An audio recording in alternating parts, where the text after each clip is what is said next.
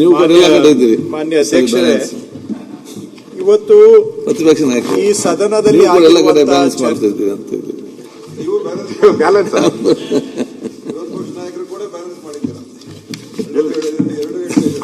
ಇಲ್ಲ ಅಂದ್ರೆ ಇಲ್ಲ. ನಾನು ಸುಮ್ಮನೆ ಅವ್ರು ಹೇಳಿದ್ ಕೇಳಿದೆ. ನಾನು ಲಾಸ್ಟ್ ಟೈಮ್ ಹೇಳಿದೆ ಯಾರು ಇರ್ಲಿಲ್ಲ ಉತ್ತರ ಕೊಡಕ್ಕೆ. ನಾನು ಹೇಳಿದೆ ಊರಿಗೆ ಒಬ್ಳೆ ಪದ್ಮಾವತಿ ಇದರಪ್ಪ ಉತ್ತರ ಕೊಡ್ತಾರೆ ಅಂತ ಹೇಳಿದೆ. ಅಲ್ಲ ಇವ್ರಿಗೆ ಕೃಷ್ಣಗೆ ನೋವು ಮಾಡ್ಕೊಂಡ್ಬಿಟ್ರು, ಬಹಳ ನೋವು ಮಾಡ್ಕೊಂಡು ಏನಣ್ಣ ನನ್ಗೆ ಪದ್ಮಾವತಿಗೆ ಯಾಕೆ ಅನುಭವಿಸ್ತೀಯ ಆ ಸಿನಿಮಾದಲ್ಲಿ ಯಾರೋ ಬೇರೆ. ಅದಕ್ಕೆ ಇಲ್ಲ ಊರಿಗೊಬ್ರು ಗೌಡ್ರು ಅಂತ ಹೇಳಿದೆ. ಸರಿ ಇದೆ ಅಣ್ಣ ಅಂತ ಹೇಳಿದ್ರು, ಅದಕ್ಕೆ ಹೇಳಿದ್ದೀನಿ ಅಷ್ಟೇ. ನಿಮಿಷ ಈಗ ಇವ್ರು ಹೇಳಿದ್ರು ತಪ್ಪು ಯಾರ್ದು ಅಂತ ಗೊತ್ತಾಗ್ಲಿ, ತಪ್ಪು ಯಾರ್ದು ಅಂತ ಅಂದ್ರೆ ನಂಗೊಂದು ಜ್ಞಾಪಕ ಬರ್ತದೆ. ಟಿ.ಪಿ. ಕೈಲಾಸಂ ಇದ್ರಲ್ಲ, ಅವರು ತುಮಕೂರ್ಗೆ ಹೋಯ್ದ್ರಂತೆ. ಒಂದು ಡ್ರಾಮಾ, ನಿಮ್ಗೆ ತೆಲುಗು ಬರೋದ್ರಿಂದ ಹೇಳ್ತಾ ಇದ್ದೀನಿ. ಡ್ರಾಮಾ ಹೆಸರು ತಪ್ಪು ಯವರದಿ ಅಂತ, ತಪ್ಪು ಯಾರ್ದು ಅಂತ. ಹಾಪ್ಲೆಸ್ ಡ್ರಾಮಾ ಅಂತದು. ಕೈಲಾಸಂಗೆ ಕೋಪ ಹೋಗ್ಬಿಡ್ತು. T P. Kailasam was a great man. He was called Bernard Shaw of Karnataka. ಆ ರೀತಿ ಕೊನೆಗೆ ಆ ಹೀರೋ ಬಂದು ಬನ್ನಿನ ಹರ್ಕೊಂಡು ತಪ್ಪು ಯವರದಿ ಅಂತ ಓಡಾಡ್ತಾನೆ. ಕೈಲಾಸಂ ಎದುರು ತಪ್ಪು ನಾದಿ WHS ಹೊಚ್ಚಂಡಿನೇ ಕಾಸು ಕೊಟ್ಟು ಬಂದಿದ್ದೇನೆ, ನಂದು ತಪ್ಪು ಅಂತ. ಸರ್ಕಾರದ ನಮ್ದೆಲ್ಲರದು ಕೂಡ ತಪ್ಪು ಅಂತ ನೀವು ಹೇಳೋದು ನಿಜ. ಅದು ನೀವು ಹೇಳೋದು ಸತ್ಯನೂ ಕೂಡ ಹೇಳ್ತೇನೆ. ಯಾಕೆ ಅಂತ ಹೇಳ್ತೇನೆ. ನೀವು ಹೇಳೋದು ಸತ್ಯ ಇದೆ, ಈ ವಿಷಯದಲ್ಲಿ ಇದೆ, ಹೇಳ್ತೇನೆ. ಯಾಕೆ ಅಂತ ಆಮೇಲೆ ಹೇಳ್ತೇನೆ. ಮಾನ್ಯ ಅಧ್ಯಕ್ಷರೇ, ಈಗ ಸದನದ ಚರ್ಚೆಯನ್ನ ಸರ್ಕಾರ ಅಂತೂ ಗಂಭೀರವಾಗಿ ತಗೊಂಡಿದೆ. ಇದನ್ನ ಆಯೋಗ ಕೂಡ ಗಂಭೀರವಾಗಿ ತಗೊಂಡಿದೆ. I hope that the commission also takes note of the sentiment expressed in this house, and ಈ ಸದನ ಜನಗಳ ಭಾವನೆಯ ಪ್ರತಿಬಿಂಬ ಇದು. This house reflects the will of the people, and ಇವತ್ತು people have spoken, and I hope for its own interest and for the interest of the state, the commission also takes note of the severe disenchantment expressed by this house. I hope so too. ಅದನ್ನ ಹೇಳಿ ಆದಗಂತೇಳಿ ಬರೀ hope ಮೇಲೆ ನಿಮ್ದು ಉತ್ತರ ಇಲ್ಲ. ನಮ್ಮ ಏನೆಲ್ಲ ಪ್ರಯತ್ನ ಮಾಡಲಿಕ್ಕೆ ಸಾಧ್ಯ ಆ ಎಲ್ಲ ಪ್ರಯತ್ನವನ್ನು ಕೂಡ ನಾವು ಮಾಡ್ತೇವೆ.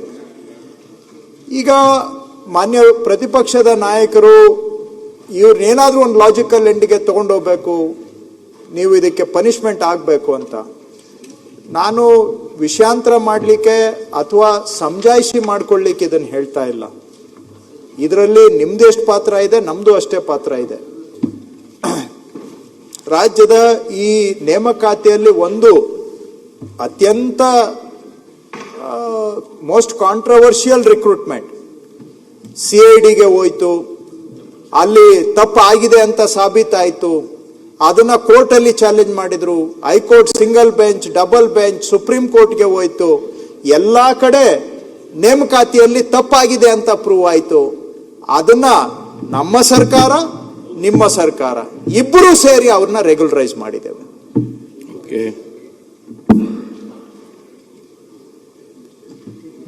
ಹೈಕೋರ್ಟ್ ಅಲ್ಲಿ ರಿಲೀಫ್ ಸಿಗ್ಲಿಲ್ಲ. CID ಎನ್ಕ್ವೈರಿ ಆಯ್ತು. CID ಎನ್ಕ್ವೈರಿಯಲ್ಲಿ ತಪ್ಪಾಗಿದೆ ಅಂತ ಪ್ರೂವ್ ಆಯ್ತು. ಹೈಕೋರ್ಟ್ನವರು ಏನು ಅವರು ನೀವು ಗೌರ್ಮೆಂಟ್ ಡಿಸಿಷನ್ ತಗೊಳ್ಳಿ ಅಂದ್ರೆ ಗೌರ್ಮೆಂಟ್ಗೂ ಅಲ್ಲ, ತಪ್ಪಾಗಿದೆ ಅಂತ ಹೈಕೋರ್ಟ್ನವರು ಒಪ್ಕೊಂಡ್ರು. ಅದನ್ನ ನಾವು ರೆಗ್ಯುಲೈಸ್ ಮಾಡಿದ್ವಿ. ಫಸ್ಟ್ ನಿಮ್ಗೆ ಹೇಳೋದಕ್ಕೊಂದು ನಾನು ಹೇಳ್ಕೊಳ್ತೇನೆ. ನಾವು ಮಾಡಿದೀವಿ, ನೀವು ಮಾಡಿದೀವಿ. ಈ ರೀತಿ ಇದೆ. ಹಾಗಂತೇಳಿ ನಾನು ಡಿಫೆಂಡ್ ಮಾಡ್ಕೋತಾ ಇಲ್ಲ. ವಾಸ್ತವಾಂಶ ಇದೆ. ಅವ್ರು ಹೇಳಿದಕ್ಕೆ ಅದಕ್ಕೆ ಹೇಳಿದೆ. ಮಾದಿ ತಪ್ಪುಂದಿ ಈಗ ಹೇಳ್ಬಿಡ್ತೇನೆ. ಈಗ ಅವರು ಇನ್ನೊಂದು ವಿಷಯ ಹೇಳಿದ್ದಾರೆ. ಇತ್ತೀಚೆಗೆ ಈಗ ಏನು ಇಂಟರ್ವ್ಯೂ ಸ್ಟೇಜ್ಗೆ ಹೋಗಿದೆ, ಅಲ್ಲಿ ಒಂದು ರೂಮಲ್ಲಿ ಇರೋರು 11 ಜನ ಸೆಲೆಕ್ಟ್ ಆಗಿದ್ದಾರೆ ಅಂತ. ನಾನು ಸದನದಲ್ಲಿ ಮನವಿ ಮಾಡೋದು ಅಧ್ಯಕ್ಷರೇ, ಕೇವಲ ಅನುಮಾನದ ಆಧಾರದ ಮೇಲೆ ನಾವು ಇನ್ನೊಂದು ಎಕ್ಸಾಮ್ ಮಾಡ್ತೀವಿ ಅಂದ್ರೆ ಇನ್ನೊಂದು ವರ್ಷ ಮುಂದಕ್ಕೆ ಹೋಗುತ್ತೆ. ಅನುಮಾನದ ಆಧಾರದ ಮೇಲೆ ಬೇಡ, ದಯವಿಟ್ಟು ನಾನು ನಿಮ್ಗೆ ರಿಕ್ವೆಸ್ಟ್ ಮಾಡೋದು. ಏನಾದ್ರೂ ನೀವು ಹೇಳಿದ ಪಾಯಿಂಟ್ ಅನ್ನ ವಿ ವಿಲ್ ಎಕ್ಸಾಮಿನ್ ಅಗೇನ್. ಅದರಲ್ಲಿ ಏನಾದರೂ ತಪ್ಪಾಗಿದ್ರೆ yes we will correct it and we will annul the exam. But ಒಂದು ರೂಮಲ್ಲಿ 11 ಜನ ಸೆಲೆಕ್ಟ್ ಆಗಿದ್ದ ಅಷ್ಟೇನೆ ಅನುಮಾನಕ್ಕೆ ನಾವು ಏನಾದರೂ ಆ ರೀತಿ ತೀರ್ಮಾನ ತಗೊಂಡ್ರೆ ಇದಕ್ಕೆ ಈಗ ಬಹುಶಃ 5,500 ಮಕ್ಕಳು ಈ ಪರೀಕ್ಷೆ ಬರೆದಿದ್ದಾರೆ. ಅವರೆಲ್ಲ ಮತ್ತೆ ಬರಿಬೇಕು ಅಂದ್ರೆ ಇನ್ನೊಂದು ಇಶ್ಯೂ ಬರುತ್ತೆ. ನಮ್ಗೆ ಏಜ್ ರಿಲ್ಯಾಕ್ಸೇಷನ್ ಕೊಡಿ ಅಂತ ಕೇಳ್ತಾರೆ, ಅದಕ್ಕೊಂದು ಕೊಡಬೇಕು. ಇವೆಲ್ಲ ಅದರಲ್ಲಿ ಮತ್ತೆ 2 ವರ್ಷ ನೇಮಕಾತಿ ಮುಂದಕ್ಕೆ ಹೋಗುತ್ತೆ. ಹಾಗಂತೇಳಿ ನಾನು ತಳ್ಳಾಗ್ತಾ ಇಲ್ಲ. ನಿಮ್ಮ ಕನ್ಸರ್ನ್ಸ್ ಅನ್ನ we will re-examine. If there is any basis for if any malpractice has happened, ಕೊಡಿ.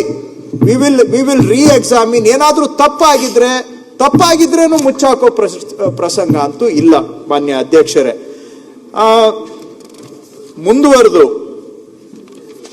ಸುನಿಲ್ ಕುಮಾರ್ ಅವರು ಮೊನ್ನೆನೂ ಮಾತಾಡ್ತಾ ಆರಂಭದಲ್ಲೂ ಕೂಡ ಹೇಳಿದ್ರು, ಇವತ್ತು ಅದನ್ನೇ ಹೇಳಿದ್ರು. ಅವ್ರು ಕೋಟ್ ಮಾಡ್ತೇನೆ, ಭವಿಷ್ಯ ಕೊಡುವಂತಹ ಕೇಂದ್ರದಲ್ಲಿಯೇ ಎಲ್ಲೋ ಒಂದು ಕಡೆ ಭ್ರಷ್ಟಾಚಾರ ಅವ್ಯವಹಾರಗಳು ನಡೆದರೆ ಅಲ್ಲಿ ಭ್ರಷ್ಟಾಚಾರಕ್ಕೆ ತುತ್ತಾಗಿ ಕೆಲಸವನ್ನು ಪಡೆದ ಯುವಕರು ಇಲ್ಲಿ ತಹಶೀಲ್ದಾರ್ ಆಗಿ ಏನು ಕೆಲಸ ಮಾಡಲು ಸಾಧ್ಯ ಅಂಥೇಳಿ, ಅದಕ್ಕೆ ಸುರೇಶ್ ಕುಮಾರ್ ಅವ್ರ ಸೇರಿ ಮೇಲೆ ಚೆನ್ನಾಗಿ ಬರ್ದಿದ್ದೀವಿ, ಸರ್ಕಾರದ ಕೆಲಸ ದೇವ್ರ ಕೆಲಸ ಅಂತ. ಅಲ್ಲಿ ಒಂದು ಬಾರಿ ಇದು ಪ್ರವೇಶ ಮಾಡೋವಾಗ್ಲೇನೆ ಕಪ್ಪ ಕಾಣಿಕೆ ಕೊಟ್ಟು ಇಲ್ಲಿ ಪ್ರವೇಶ ಮಾಡಿದ್ರೆ ಇನ್ನೇನ್ ಮೊದಲನೇ ದಿನದಿಂದ ಏನ್ ಕೆಲಸ ಮಾಡ್ತಾರೆ ಅಂತ ಅದನ್ನ ಹೇಳ್ತಾ ಅವ್ರು ಹೇಳಿದ್ದು ಸಾರಾಂಶ ಏನು ಅಂದ್ರೆ, ಮಾನ್ಯ ವಿರೋಧ ಪಕ್ಷದ ನಾಯಕರು ಹೇಳಿದ್ರು, ಮೊದಲು ಇಂಟರ್ವ್ಯೂನಲ್ಲಿ ನಡೀತಾ ಇತ್ತು ಮ್ಯಾನಿಪುಲೇಷನ್, ಈಗ ಅದೆಲ್ಲವೂ ಕೂಡ ಎಕ್ಸಾಮ್ಗೆ ಶಿಫ್ಟ್ ಆಗಿದೆ ಅನ್ನುವಂಥದ್ದು.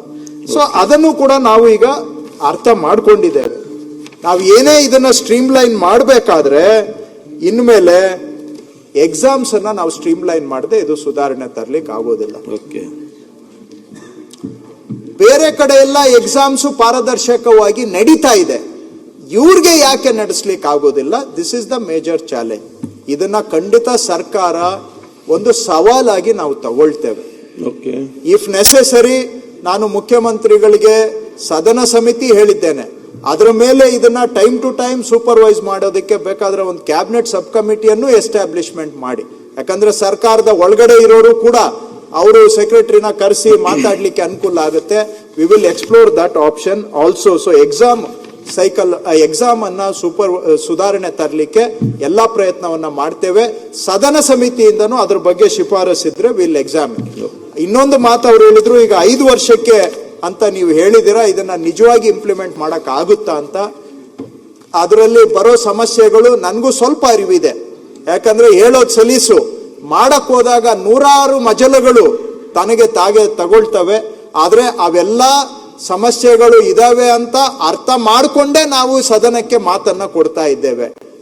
ಸವಾಲಿದೆ ಸಭಾಧ್ಯಕ್ಷರೇ. 5 ಇಯರ್ಸ್ಗೆ ಅಡ್ವಾನ್ಸ್ ಪ್ಲಾನ್ ಮಾಡಕ್ಕಾಗುತ್ತಾ? It's really challenging. It's a very complex subject. But ಅದೆಲ್ಲ ಕಾಂಪ್ಲೆಕ್ಸಿಟಿ ಇದ್ದು ನಾವು ಒಪ್ಕೊಂಡಿದ್ದೇವೆ. FD ವರ್ಗೂ ಮಾತಾಡಿನೇ ಇಲ್ಲಿ ಹೇಳ್ತಾ ಇದ್ದೇವೆ CM ಸಮ್ಮುಖದಲ್ಲಿ. We are hopeful we can bring it about. We are hopeful. And ನಾನು ಉತ್ತರ ಕೊಡುವಾಗ ನಾಳೆ ಸಾಧಕ ಬಾಧಕ ಏನೇ ಇರ್ಬೋದು, ಆದರೆ ಗೌರ್ಮೆಂಟ್ ಇಂಟೆಂಟ್ ಅಲ್ಲಿ ಯಾವುದು ಕೂಡ ಕಲ್ಮಶ ಇಲ್ಲದೆ ನಾನು ಉದ್ದೇಶದಿಂದ ಹೇಳಿದ್ದೇವೆ, ಅದನ್ನ ಮಾಡ್ತೇವೆ.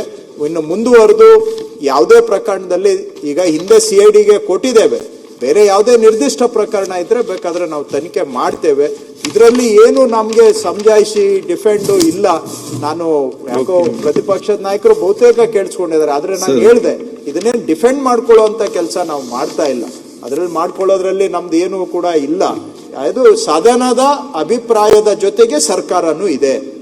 ಇದನ್ನ ನಾನು ಸ್ಪಷ್ಟವಾಗಿ ಕ್ಷಣ ಕ್ಷಣದ ಸುದ್ದಿಗಳಿಗಾಗಿ ಫ್ರೀಡಂ ಟಿವಿ ಸಬ್ಸ್ಕ್ರೈಬ್ ಮಾಡಿ, ಲೈಕ್ ಮಾಡಿ ಹಾಗೂ ಫಾಲೋ ಮಾಡಿ. ಹೊಸ ಸುದ್ದಿಗಳ ನೋಟಿಫಿಕೇಶನ್ಗಾಗಿ ಬೆಲ್ ಐಕಾನ್ ಮೇಲೆ ಕ್ಲಿಕ್ ಮಾಡಿ.